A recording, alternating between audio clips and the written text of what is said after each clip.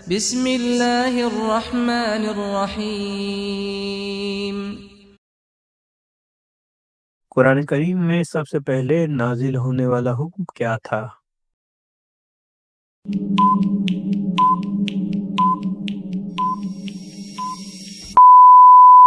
قرآن کریم میں سب سے پہلے نازل ہونے والا حکم پڑھنے کا تھا۔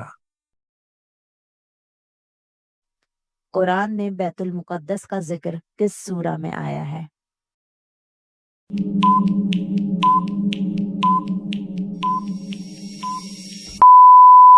جواب سورہ مبارک اسراء۔ ذیل میں دی گئی تصویر کی مدد سے قرآنی واقعے کو پہچانیے اور قرآنی سورہ کا نام بتائیں۔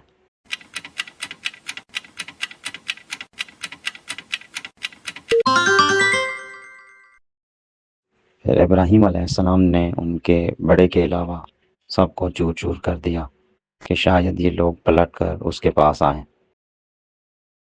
قرآن کریم میں حضرت ادریس علیہ السلام کا ذکر کس سورہ میں آیا ہے؟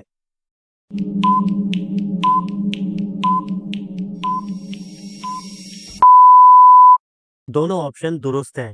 سورہ انبیاء آیت 85 اور 86، سورہ مریم آیت 56 اور 57۔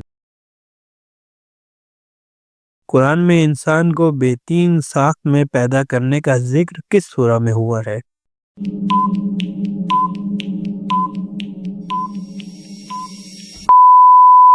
سورہ 3 آیت نمبر 4 میں اس بات کا ذکر ہوا ہے۔ قرآن کریم میں حضرت ابراہیم علیہ السلام کا لقب خلیل اللہ کس سورہ میں آیا ہے؟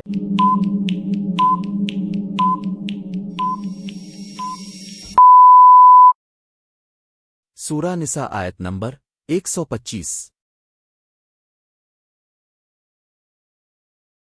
قرآن کریم میں سب سے پہلے تعمیر ہونے والے گھر کا ذکر کس سورہ میں آیا ہے؟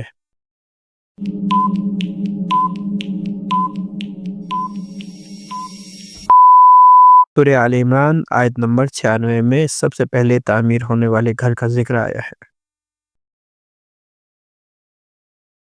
قرآن میں حضرت موسیٰ کا ذکر کس سورہ میں سب سے زیادہ آیا ہے؟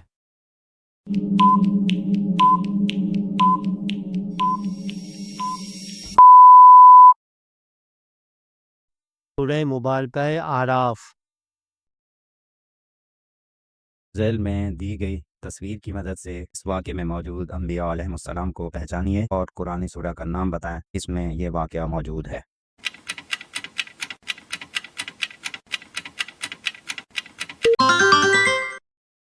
پھر جب دونوں نے سر تسلیم خم کر دیا اور باپ نے بیٹے کو ماتھے کے بل لٹا دیا اور ہم نے آواز دی کہ اے ابراہیم تم نے اپنا خواب سچا کر دکھایا، ہم اسی طرح حسن عمل والوں کو جزا دیتے ہیں، بے شک یہ بڑا کھلا ہوا امتحان ہے۔ قرآن میں حضرت نوح کی کشتی کا ذکر کس سورہ میں آیا ہے؟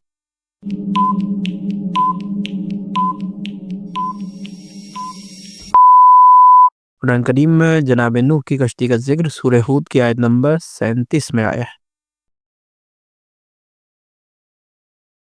قرآن میں رمضان اور روزے کا ذکر کس سورہ میں آیا ہے؟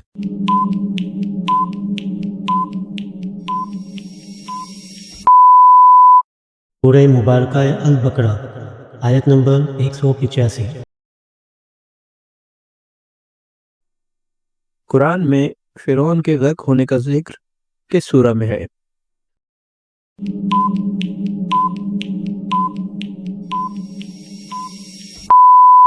قرآن کریم میں فرعون کے غرق ہونے کا ذکر سورہ یونس کی آیت نمبر 90 اور 91 میں آیا ہے۔ ہاتھی کا ذکر قرآن کی کس سورہ میں ہے؟